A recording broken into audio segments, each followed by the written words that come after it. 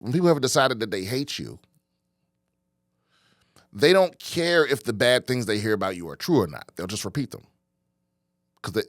So when he first took over Twitter, it was a lot of that. It was a lot of people going, this and this and that, and he's going to ruin everything. And I just didn't pay attention to it because my Twitter experience hadn't changed. Twitter seemed the same to me. It was the same shitty place it's always been.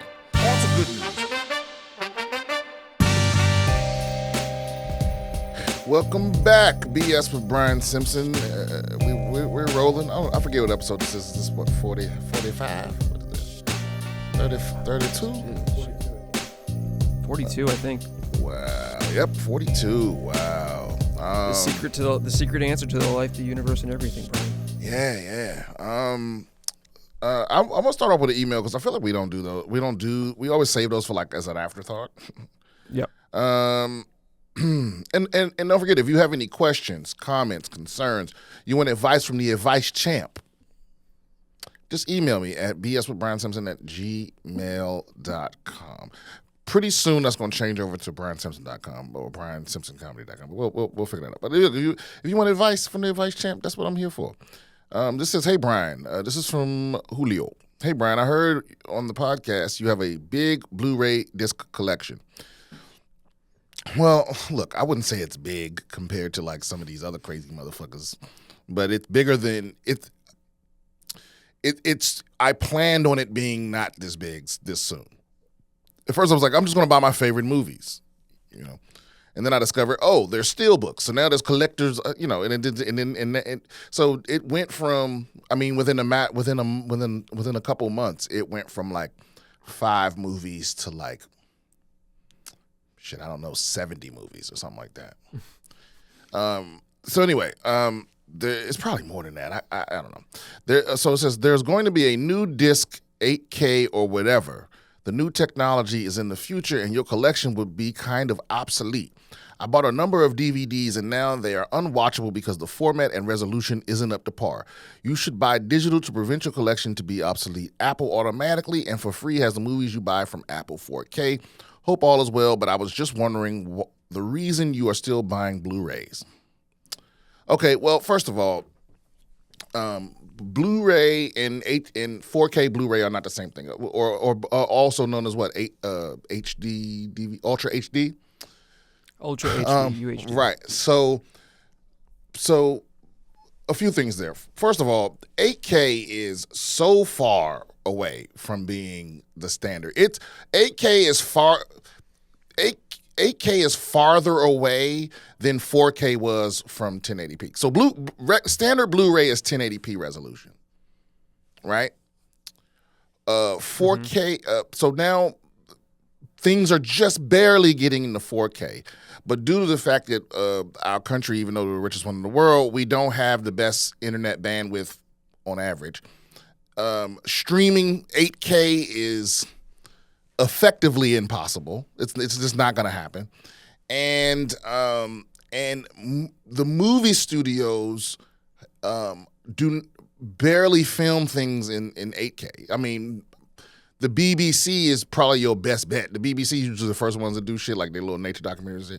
So we're at least, I want to say 15 years away from 8K even being a thing. Now, there are 8K TVs, which I have one, but I don't. But you don't buy the 8K TV for 8K because, like I said, there's no 8K content. And also, usually when you buy a 4K Blu-ray or an Ultra HD Blu-ray, you get the 1080p Blu-ray. And you get a code for the digital version as well. So it's backed up that way anyway. Now, and it doesn't go the other way around. If you pay $25 for a digital movie, you don't get a disc in the mail. If you buy the disc, you get the digital movie for free for most releases. But the main reason, and I thought I explained this on that same episode, but the main reason is that these streaming companies, they not all on the up and up. They could decide to get rid of shit. They could decide to change the format. They could decide to change the picture quality. And the truth is, when you when you buy really expensive equipment for your home theater and stuff like that, there really is a difference in picture quality from streaming to physical media. So, and I guess, and the reason that is because, like I said, the bandwidth that your internet maxes out at only allows for so much information per second to be streamed to you. So when you're streaming, you're getting a highly compressed signal. Now listen, the Blu-rays are also compressed, but much less so than a streamed signal. Think of it almost like this. It would be like, I guess the best analogy I can think of is think about if somebody had to give you had to pass you the Mona Lisa. Like they had to give it to you somehow, but they couldn't give it to you in one piece. They had to give it to you through a mail slot. That's what your internet is. It's like, yeah, you gonna get the picture, and it's gonna, and when you piece it back together on the other end, you'll know that it's the Mona Lisa.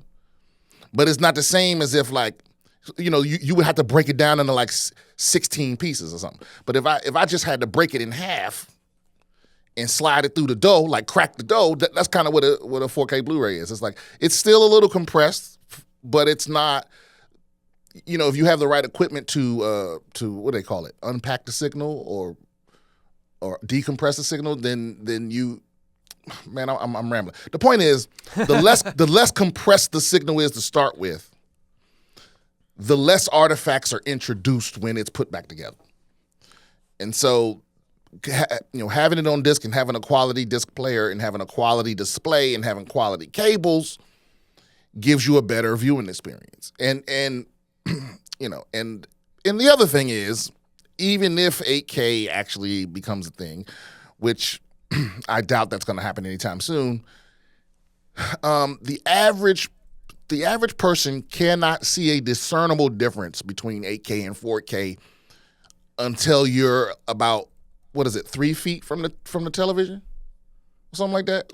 Probably something like that. I mean, most people can't really tell from I think a reasonable viewing distance. Yeah, and the only exception to that is if the screen you're viewing it on is fucking enormous. So, like I said, in any event, I have an 8K TV.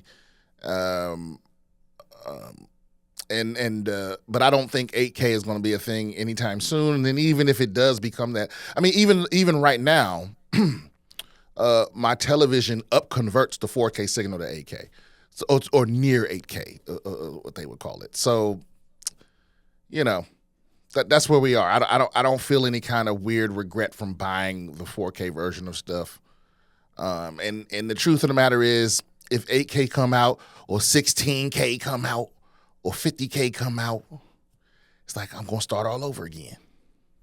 The other thing is like most movies now are shot with like an Arri Alexa or a Red camera, which I think the Arri Alexa is like 6.5K, and the Red that most people use now is 8K. There are like IMAX cameras and Panavision cameras and stuff like that can go up to, I think IMAX is like 16K. Yeah, but they're mastered. They're not mastered in 8K. What's that? They're not mastered in 8K, right? They may be shot in 8K. Yeah. No, they're shot in that, and so they're, when all these movies come out again in 8K, they're gonna be a digital upscale, not a. They don't remaster them in 8K. Right. Yeah. Unfortunately, I mean, I'll put it to you like this here. Most sports are not even 4K yet. Most of the sports you watch are some of them are still 720p. Which is crazy, but it's true. Like a lot of the football games, you watch football on Sunday, and with the exception of the night game, a lot of those games are 1080p. They're not even 4K, and the reason is that like all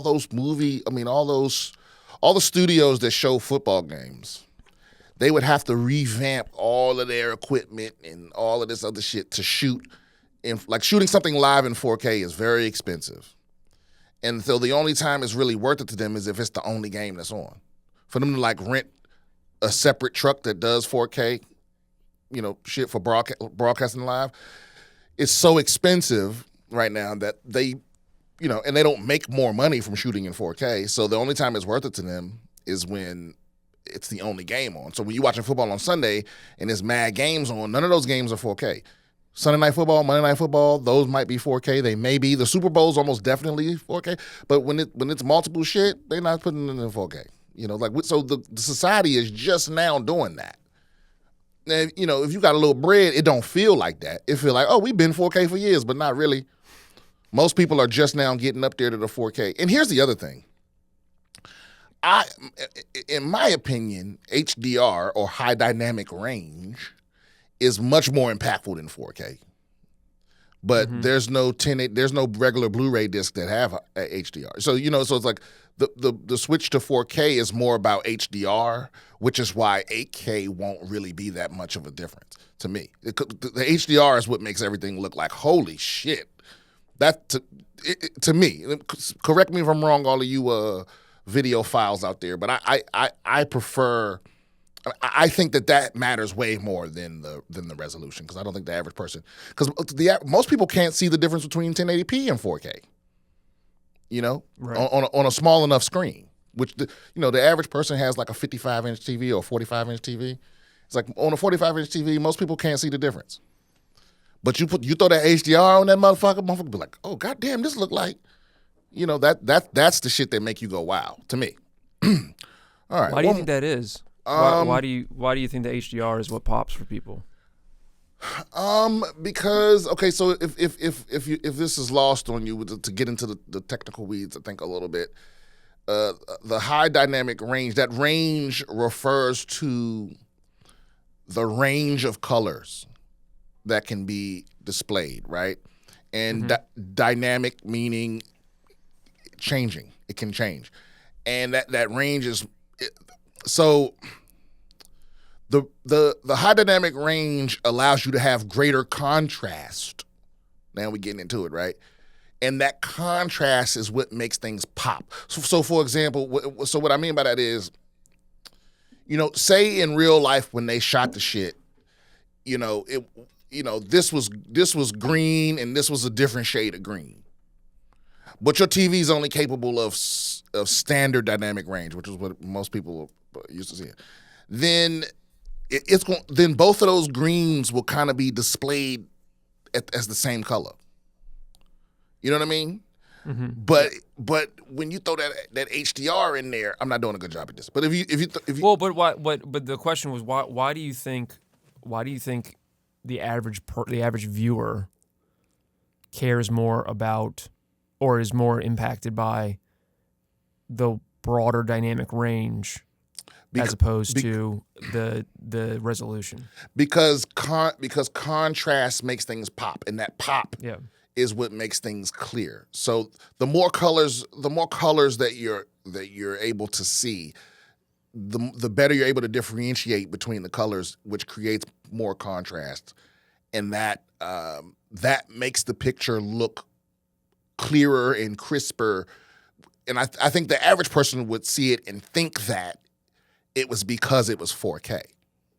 But in reality, there's a lot of 4K TVs out there that look like shit. It's like if I took the same exact, like all things being equal, same screen, same everything, and I turn HDR off on one TV and turn it on the other TV, I could convince you that the one with HDR on was 8K and this other TV was 4K. It's like that's really the thing that you're seeing that makes the most impact to me. Yeah. Yeah. Sorry, I interrupted you before you. But I don't know enough. I'm not some technical expert, because I'm pretty sure someone's gonna send me an email after this episode explaining it way better, and I'm sure we'll read it at some point. But I'm sure somebody's gonna get on us about, why didn't y'all talk about Dolby Vision? Well, about HDR instead of Dolby Vision. Actually, man, what's crazy is like this year it seems like everything that's coming out is Dolby Vision. Oh, really? Yeah, like almost like the all of the movies that I've gotten in the last month or so. Because at first it was like, oh, maybe one here, one there, but now it's like I feel like every single one I've gotten has been Dolby Vision. You know, because that's the first thing to do. I pop in a disc, and when it's playing, I go to the metadata, and I see, you know, whether it's Dolby Vision or I haven't gotten anything that was HDR10. I'm still waiting on one of those. I don't know what. Somebody tell me a disc that matters. I mean, Dolby Vision is obviously winning that war, but yeah, and it makes a huge difference. Like I can tell now when I'm looking at something like this is Dolby Vision for sure, you know, because it's just that extra. So now to explain to people that are kind of lost. So HDR is high dynamic range, and so basically what happens is how do I explain it? The rest of the color, so all the colors in a film or TV show or whatever are set off of white, right? That white point, or so when they decide. So how do I explain it? So when you're whatever that white point is set at, or whatever each color is set at, is how it's displayed on your screen, right? In regular HDR, they it's just a higher dynamic range, and then in HDR10, and hold on, let me rephrase that. In HDR, the colors are set off of a single white point in the whole film or the whole show. In HDR10 in Dolby Vision, it's by each frame. So they take the white point in each frame and set the colors for the whole frame. That's how I understand it. So it's even more accurate color. You know, and I think it makes a slight difference. It's not something you absolutely need to go break your bank for, but it is a difference that you can see if you're looking for it. You know, whatever. Yeah. All right. One more email. How about that? Hey, Brian, what's good? All right. I like how you started that out there. I wanted to know how you went about actually learning comedy. What techniques or practices did you use to get where you are now? If you could answer in detail, that'd be really cool. Love the podcast. You guys are very entertaining. Keep on keeping on. Well, this is a question that I think every comic gets all the time. And the truth of the matter is, man, there isn't a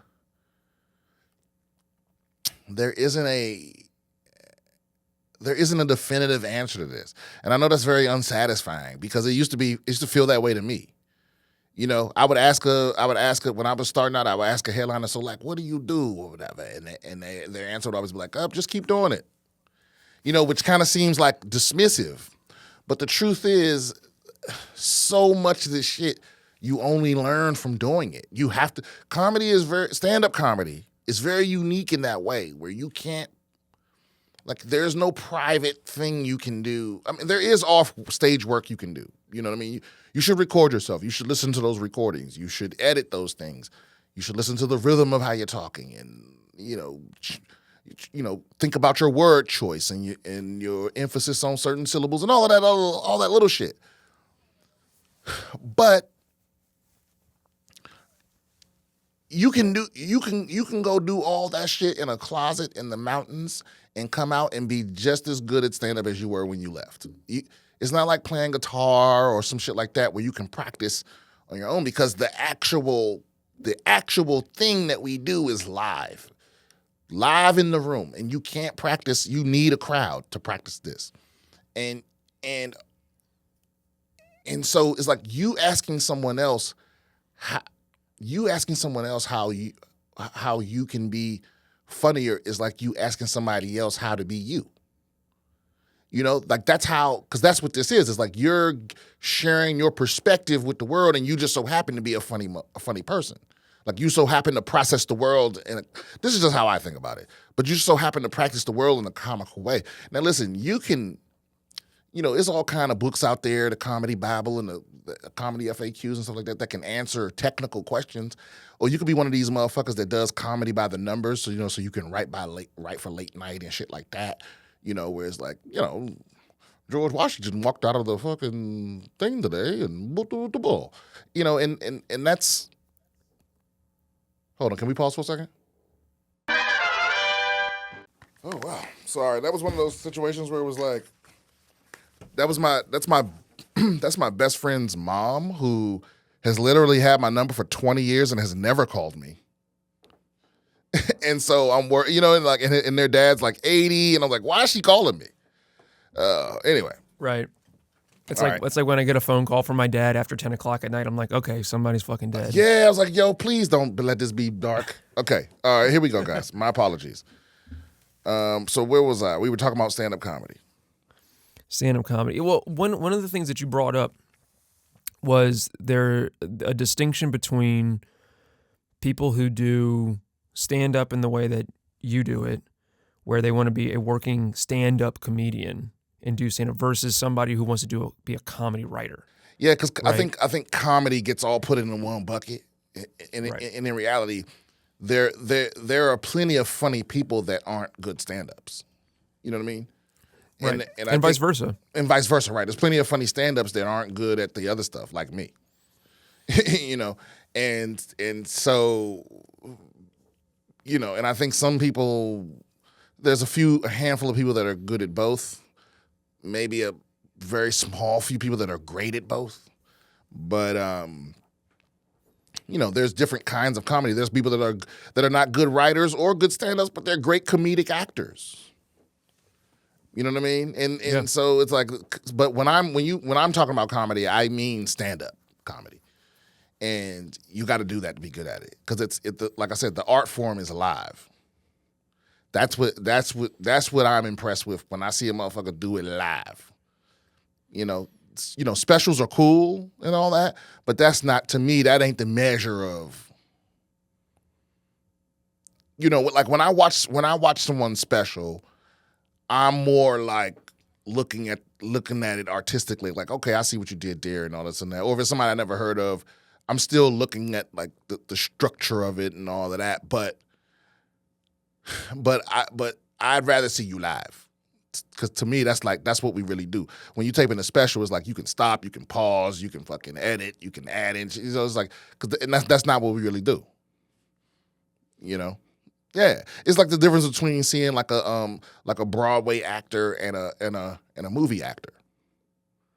Like you take some of the biggest movie stars and throw their ass in a Broadway play, and they're not gonna shine, because that's just live. You know what I mean? You can't stop and be like, line. You can't do that.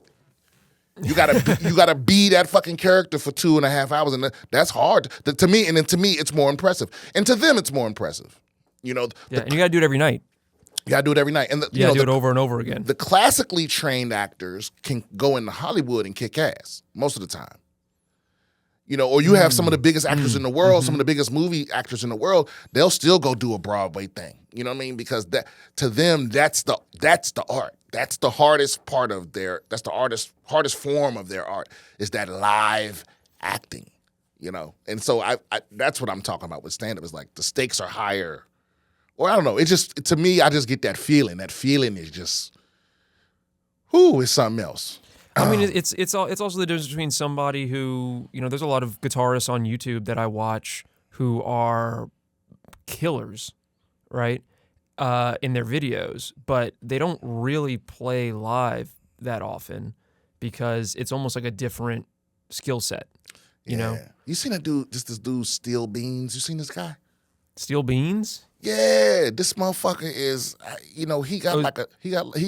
he's playing the drums and the guitar, I have seen and this guy, singing, yes. and he got like a tambourine taped to his knee or some shit. And this motherfucker is getting it. I'm like, impressive.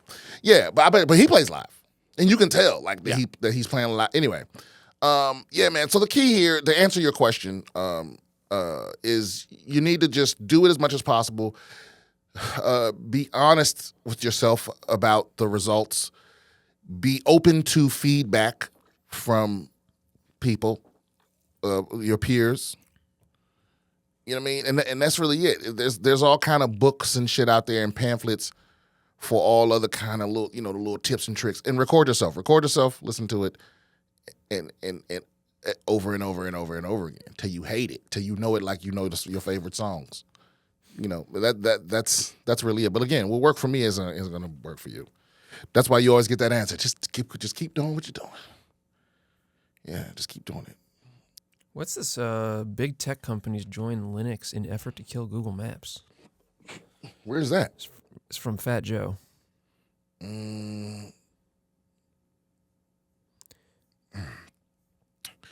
Let me see here. The companies, big tech companies join Linux in effort to kill Google Maps.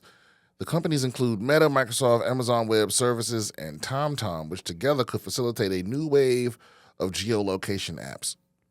Some of Google's biggest rivals are coming together in a kind of rogues gallery with the hopes of creating new open source services to knock Google Maps from its mapping throne. On Thursday, the nonprofit Linux Foundation announced its own open project that's meant to collate new map projects through available data sets, and several other major companies have come out of the woodwork to support it in what seems like a bid to finally end Google's domineering geolocation reign. Those companies include Meta, Microsoft, Amazon Web Services, and none other than Dutch geolocation company TomTom. I remember TomTom. I do remember TomTom. I can't believe they're still in business. Of course, all the companies involved could have a major stake in such open services. While Google and its parent company Alphabet were combining its Maps and Waze teams, its Street View and AR capabilities keep getting more sophisticated, leaving its potential competitors in the dust, even after it was cited for selling users' location data. Whoa, I didn't know that. That domination is so great that Google Maps has mapped more than 220 countries and territories, according to the company. Maps is the most downloaded GPS app by far, and it's not even close. Though TomTom's market share has seriously depleted since highs in 2008, the company has survived against Google Maps with deals in countries where the top-performing app wasn't available. Last month, the company announced a new Maps platform. The world of maps today is pretty siloed. Everyone who is making a commercial map, whether they admit it or not, is starting to see that there are limits to what any one company can do, no matter how big or powerful or well-funded they are. TomTom CEO said in a release, Overture standardization and interoperable base map is fundamental to bringing geospatial information from the worlds together. Yeah, I don't think that's going to happen. Your only hope is that the government breaks up Google or breaks up Alphabet, because it's very hard for people, because I think everyone has what I will call core apps that they use. And Google Maps is so fucking dominant that even on iPhone, people use that over Apple Maps. And Apple don't like that. Like, if it was up to Apple, Google, you wouldn't even be able to download Google Maps on iPhone. But it's just so much better than Apple. And here's the thing, man. If Apple can't make a better Maps app, I don't know. Because that's the thing. Google Maps is free. Now, until Google do some fuck shit, which they often do, but I feel like, Maps and Gmail are two of the core things that just most people aren't going to give up. At least not my generation. I wish this article had gone more into why Google Maps needs to be dethroned, right? Because from the consumer's perspective, I have an iPhone and I use Google Maps over Apple Maps. I have no issues with it. I didn't hear about this thing about them selling people's you have no issues with location data. Yeah, I should have clicked on that to see what the fuck that was about. But I have a lot of issues with Google Maps, but I know that's the only choice. Right. I mean, I can see just a baseline argument for this, because I tend to prefer open source to other, like, if they're really going to try to create an open source alternative to Google Maps, that would be great if it works. At the very least, to keep Google Maps or keep Alphabet honest, Well, this is from the same website. Google agrees to pay $392 million over location data collection accusations. Google will make the record payout to end a privacy lawsuit brought by 40 state attorneys general, the latest in its long line of privacy problems. Google agreed to a $391.5 million settlement on Monday. That seems like a drop in the bucket to Google, to end a lawsuit accusing the tech giant of tricking users with location data privacy settings that didn't actually turn off data collection. The payout, the result of a suit brought by 40 state attorneys general, marks one of the biggest privacy settlements in the history. Google's also promised to make additional changes to clarify its location tracking practices next year, which means they're going to not give you a choice. For years, Google has prioritized profit over their users' privacy. Oregon's Attorney General, who co-led the case in a press release, says, they have been crafty and deceptive. Consumers thought they had turned off their location tracking features on Google, but the company continued to secretly record their movements and use that information for advertisers. Google described server changes the company agreed to as part. Yeah, that's. I always kind of suspected that though. Or you would turn some shit off, and the next time you go in that setting, it turned itself back on. Yeah. Yeah. I mean, well, that's the thing. They make money off of your data, and so they're gonna collect as much of it as possible. I'm surprised they don't just give the Pixel phones away for free, because that's really what they want. Right. Yeah. I mean, don't they sell them at a loss? I think they were. I mean, or maybe they breaking even. Okay. You know, because they really just want you. Because I have one. I have the phone and the watch.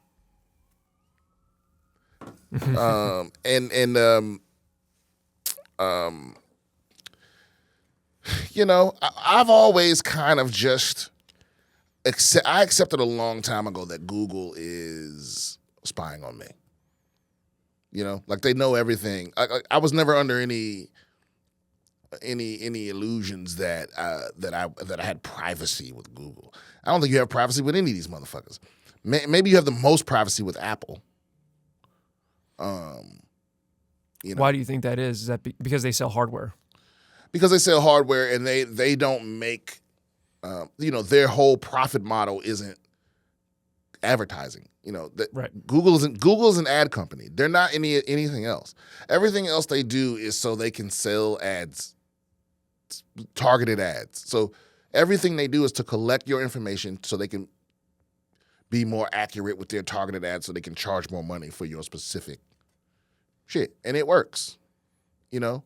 And so I've always known that. And you know, some of the shit they say. And that's every service that you use takes the information that they get from you and they sell it. They either use it for themselves or they sell it to Google or they sell it to Amazon Web Services or right. whatever. Amazon Web Services, Google, damn, I had it on the tip of my tongue. Amazon, Google, Meta. Yeah, Meta, Best Buy. Like every single company now does this. I'm not sure to what extent Apple does or doesn't. Because I remember years back when Apple had they had a situation where the FBI was trying to get into a phone of a terrorist. I may be mistaken, but I think it has something to do with the Boston marathon bomber. But something connected him. Oh, right. Yeah, the government was trying to get into this phone, and Apple made a very public display of refusing. Yes. And it was a big back and forth, and it was about to be this huge legal battle, and then out of the blue, the FBI was like, never mind, we got it on our own. And I remember my mother switching to Apple after that, because she was like, I like how they stood up to the government and they wouldn't give it them. And I was like, I don't know if they did though. You know, I think they probably secretly behind doors like, all right, we'll get in this motherfucker, okay, but don't tell nobody. You know, it's like, because how did they just get into it out of nowhere? Yeah, you know? it says. So I'm reading this article from it says bostonuniversity.edu. Following the San Bernardino terrorist attack in December, this is from 2016. Law enforcement sought to make sure that the next bad thing did not happen while trying to understand how this bad thing did happen. Okay, well, that's an interesting way to frame it, but whatever. Through investigation, they uncovered the iPhone 5C of Syed Rizwan Farouk, one of the terrorists in the attack. This is what they want to search. So where the information is kept, this is the unknown. Unfortunately, the device is locked. So they wanted Apple to give them backdoor access to it, right? Mm-hmm. And Apple refused. And you're saying that your mom, when they stood up to the government, she was like, Apple's the one for me now. Yep. She's Team Apple all the way. She will not switch. Mm-hmm. And that is her reason. She's like, they just, the security, and they stood up to the government. And I'm like, yeah, Mom, but they still got in that phone. How the fuck they get in the phone? because they made a big to do about it because the government was kind of like trying to shame Apple publicly to like force them to let them in the phone, and Apple was trying to shame the government by being like, user privacy, and it looked like Apple was winning that PR battle. Because the government's angle was like Apple is letting terrorists walk away, and it didn't work. Oh yeah, because Apple's way better at marketing than the FBI, right? So it's like I don't know why they thought they was gonna win that. And then out of the blue, the FBI was just like, never mind, we got it, we got in. So I'm like, so what the fuck happened? All of a sudden, this says that they exploited a previously unknown security vulnerability in the iPhone software. So a previously unknown vulnerability. Yeah. So I'm scanning some of these articles, and there's two things that I think are kind of interesting about this. Number one, I was wrong. They did not try to get Apple to give them backdoor access. They wanted Apple to. So when your phone's locked, right, and somebody tries to get into it, there's only a certain number of attempts they can make to unlock it before it bricks itself, right? Right. And so the fear was that if they didn't get the right unlock code, that that it was going to brick itself and they would lose access to that. So they were trying to get Apple to basically disable the lockout mechanism so they could try infinite combinations. Okay. Right? Which would make it inevitable that they would get it. Yeah, it's kind of a distinction without a difference, but I do think it is interesting that they're not asking them to. They're asking them to basically alter the security, but they're not really asking for backdoor access. Okay, so that's one thing. The other thing is the security vulnerabilities. Your phone has security vulnerabilities. It's impossible to make it 100% secure. Correct. Right? Correct.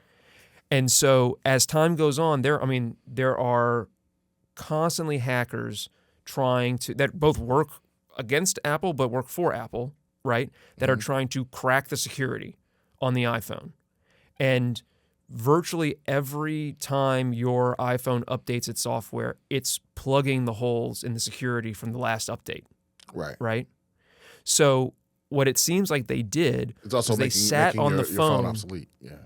Right. So what they did was they sat on the phone until the security flaws were found in the version of the software that iPhone had.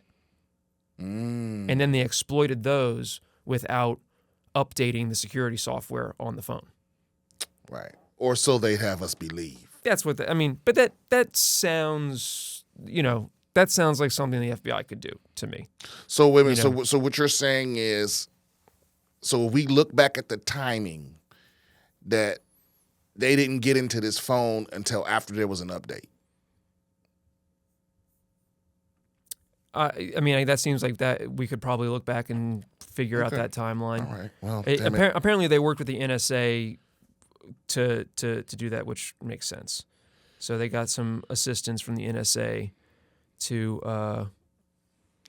Well, I'll back off. Once the new vulnerability was exposed, and they're like, all right, now we know how to get into this phone. All right. I'll back off my Apple suspicion for now.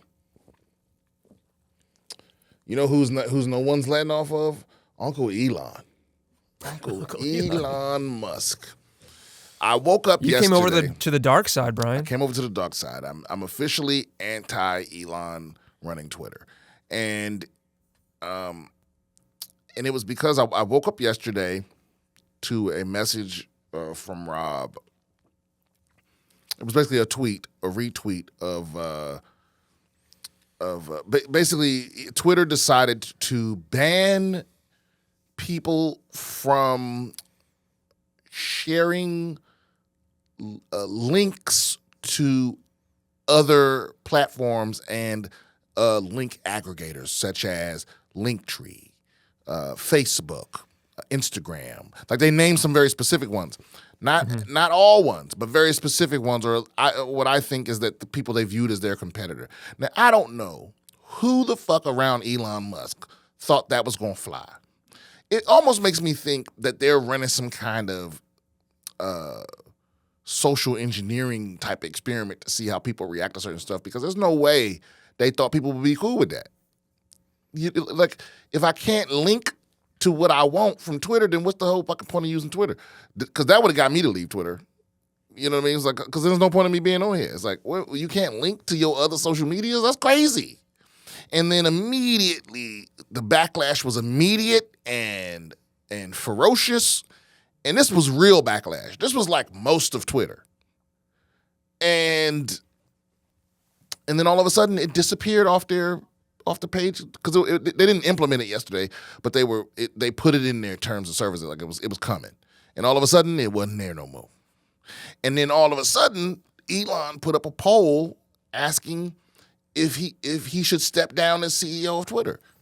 Now, I don't know if he really going to abide by this or what, but he obviously lost. He's at least as of now, he's losing, right? Yeah, let's see what the results are here. He's losing by several points.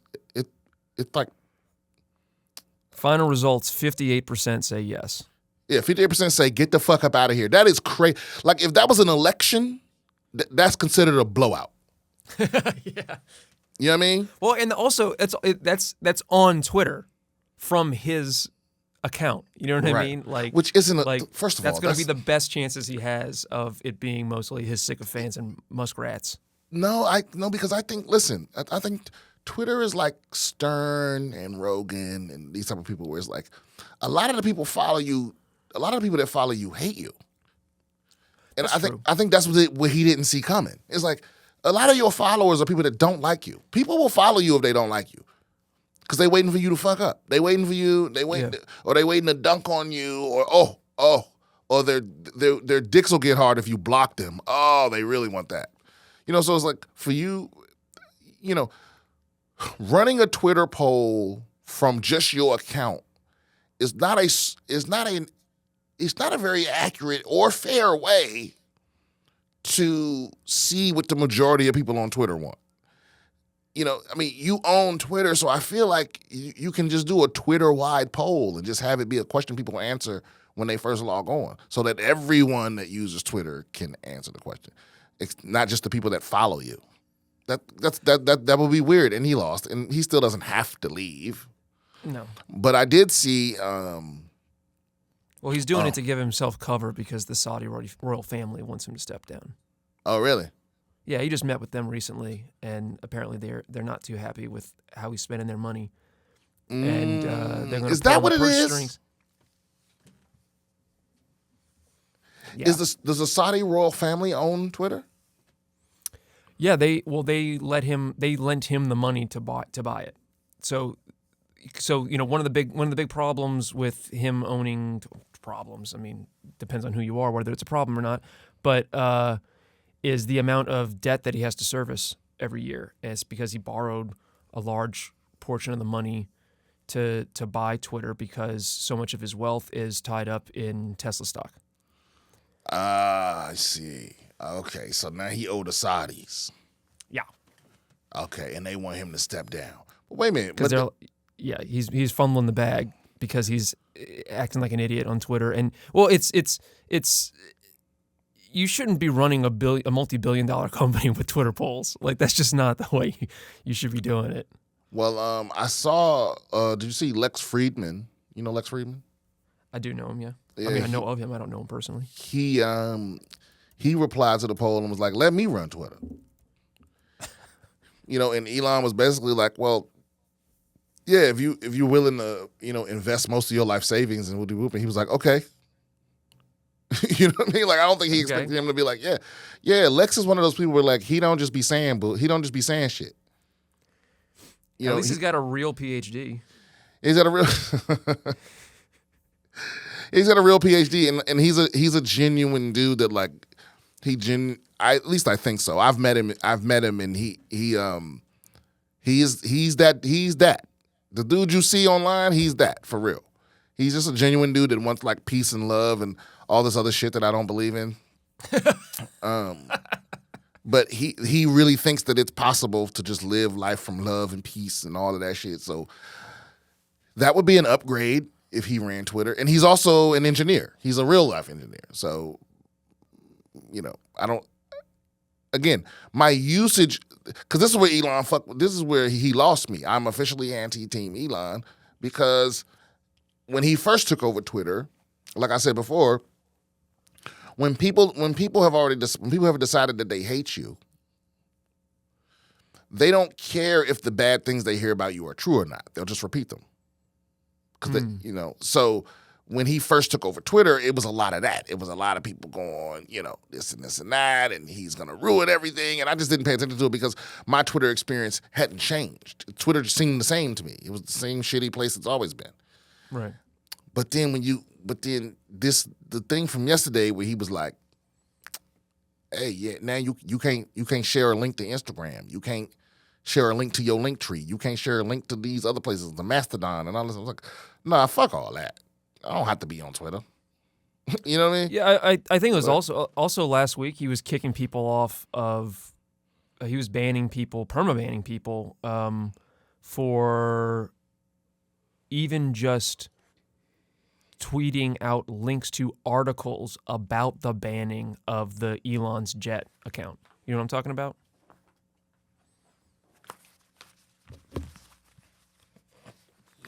Wait a minute. For tweeting out links to articles about the banning of Elon's jet? Yeah, do you know what I'm talking about, the Elon's jet account? No.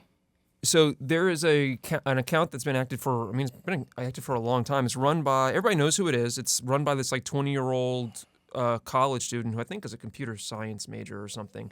But he tweets out basically like a tracker of Elon's jet, where Elon's jet is at any moment. Yeah. And this is based off of publicly available FAA data because I remember didn't Elon offer him some money to stop like years ago before he owned Twitter?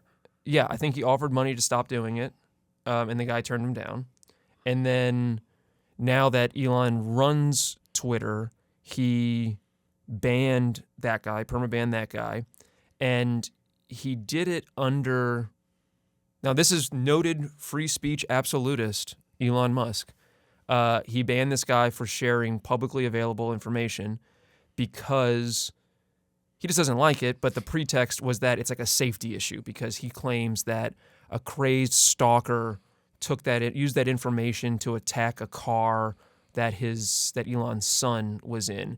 It doesn't seem like that's true.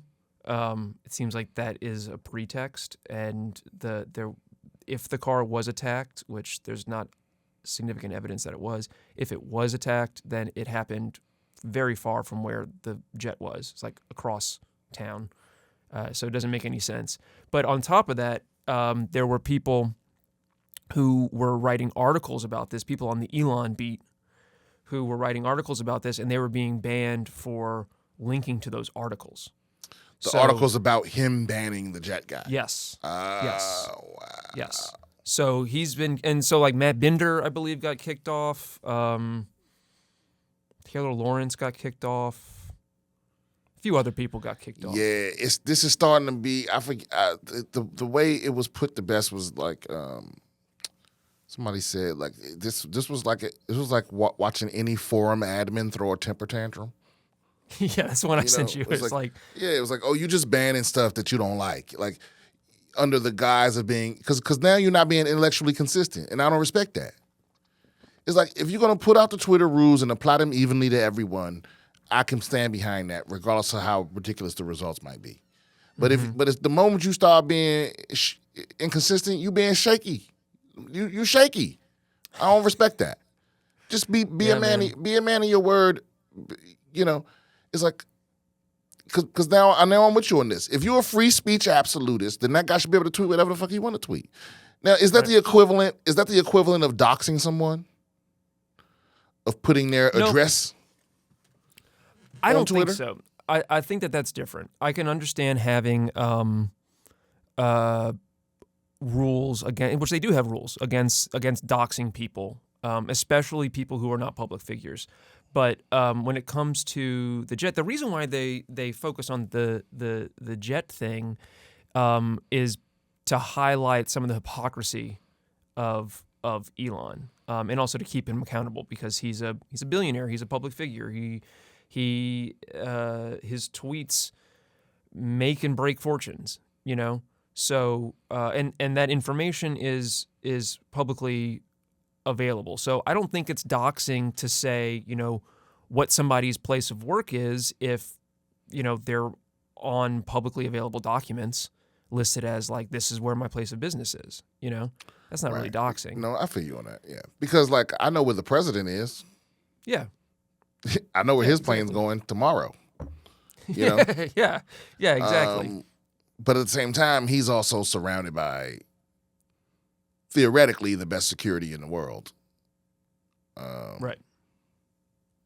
Yeah. I don't know. I think it also highlights that sometimes because he is a tyrant of Twitter in like the classical sense of what a tyrant is. But not necessarily. Here's my pushback on that. Sure, yeah.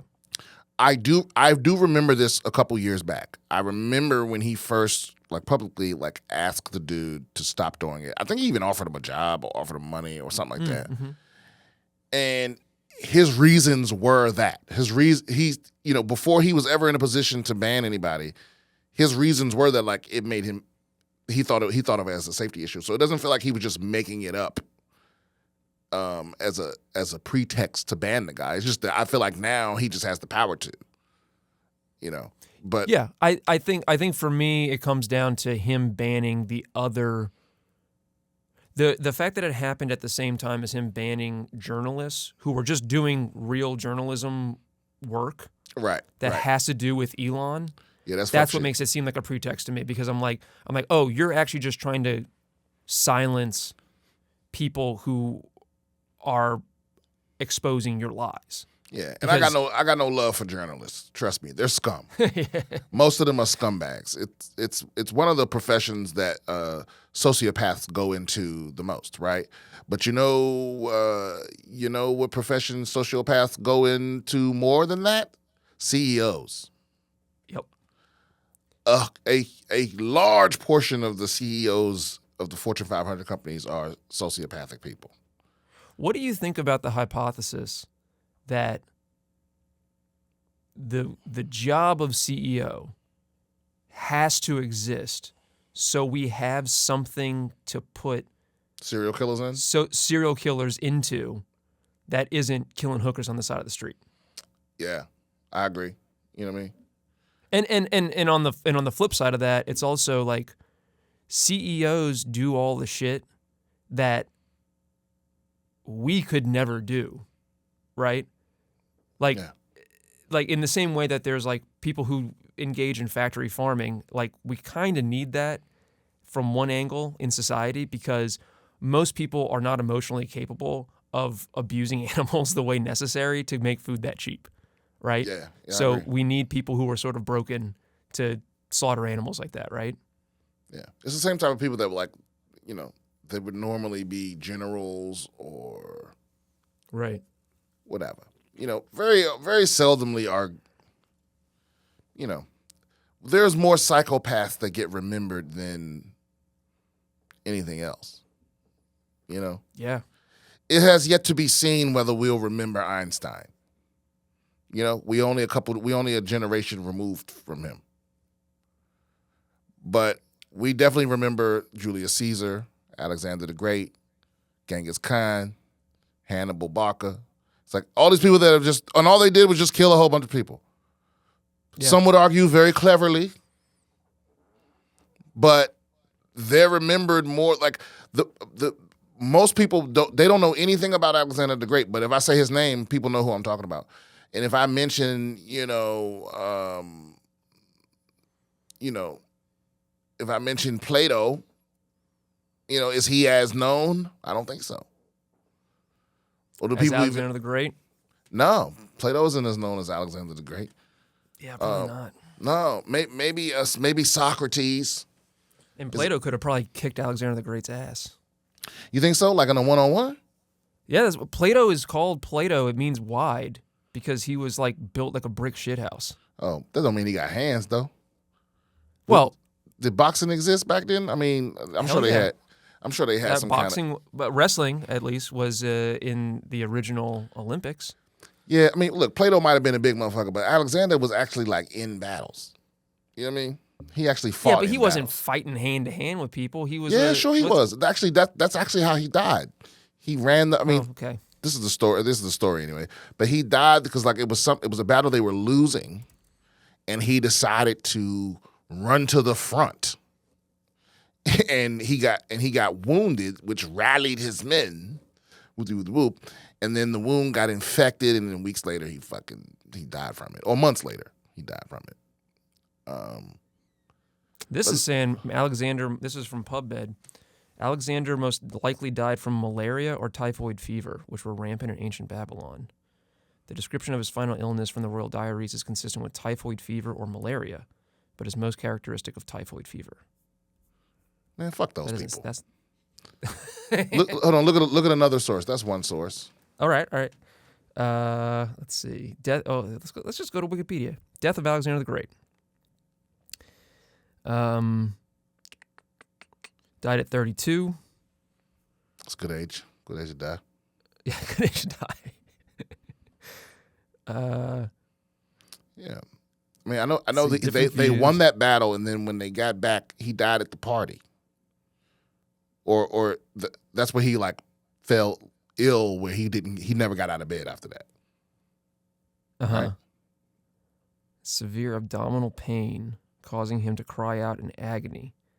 This account, however, comes from the unreliable Alexander Romance. Well, you know what though? He did. It says in his last days, Alexander was unable to speak, which was due to a previous injury to his neck during the siege of Syropolis. So he did fight in that. Yeah, he was on the front lines. But that was the whole point of this. He was on the front lines. He got wounded in that battle. Now, whether he died from the wound is, we weren't there. But the motherfucker thought he was a god. He was a psychopath. He may or may not have killed his own father. He may or may not have killed his own brother. But he was definitely a psychopath. Genghis Khan, maybe less of a psychopath, but definitely a murderer, a murderous. You pull up some of these Genghis Khan quotes, and they're just like if you heard somebody say it today, like it's some cool shit to say in an '80s movie. like what's the one where he was like, there's no greater joy than having my enemy watch me like rape his wives and some shit. Conan, like what is best in life? Conan, what is best in life? To crush your enemies, see them driven before you, and hear the lamentations of their women. Oh yeah, isn't that crazy? That's some wild shit to say. To kill your enemies. That was Conan the Barbarian, but that was definitely, and Conan's definitely based off. That's not Genghis Khan. I don't think so. Oh. The Genghis Khan quote is very close though. It's based off a Genghis Khan quote. It's the greatest happiness is to scatter your enemy and drive him before you, to see his cities reduced to ashes, to see those who love him shrouded and in tears, and to gather to your bosom his wives and daughters. That's some cold-blooded shit. That's some real cold-blooded shit. Because what does driven before you even mean? Driven to drive an ox. Wow. To put him in the dirt. Yeah, that's crazy. He said that's the greatest happiness, to scatter your enemies and watch their cities burn and then snuggle with their wives. And like I said, go ahead. This is another one. This is a quote to somebody that he conquered. If you had not committed great sins, God would not have sent a punishment like me upon you. That's some cold shit to say to a motherfucker. Like, bro, you deserve this because God, I'm here. If you didn't deserve this, God wouldn't have put me here right here in front of you doing this to you. That's some wild way. That's a wild way to think, but that's some cold shit to say to somebody. Yeah. Wow. Yeah. Wow. That's probably good. That's a good place to end it, I think, for this episode. Yeah, that's a good stopping point. Again, if you have any questions, comments, concerns, email us at Email us at bswithbriansimpson@gmail.com if you want your questions answered by the Advice Champ. Tour dates are at briansimpsoncomedy.com or go to any of my socials at BS Comedian and click on the link tree. Don't forget to check out Eddie Pepitone's podcast. What's it called, Rob? Apocalypse Soon. Apocalypse Eddie Pepitone Soon. and Kevin Tinkin. Also coming up, I'm going to be so this is January now. Okay, I'm going to be in Phoenix, Arizona at Copper Blues Live, January 12th, 13th, and 14th. I'm going to be in Huntsville, Alabama, January 20th and 21st. I'm going to be in Nashville, Tennessee, January 22nd. I'm going to be at the Vermont Comedy Club in Burlington, Vermont on February 3rd. And I'm going to be at Laughs in Seattle on February 24th and 25th. Get your tickets right now. They're on sale right now. Thanks for tuning in.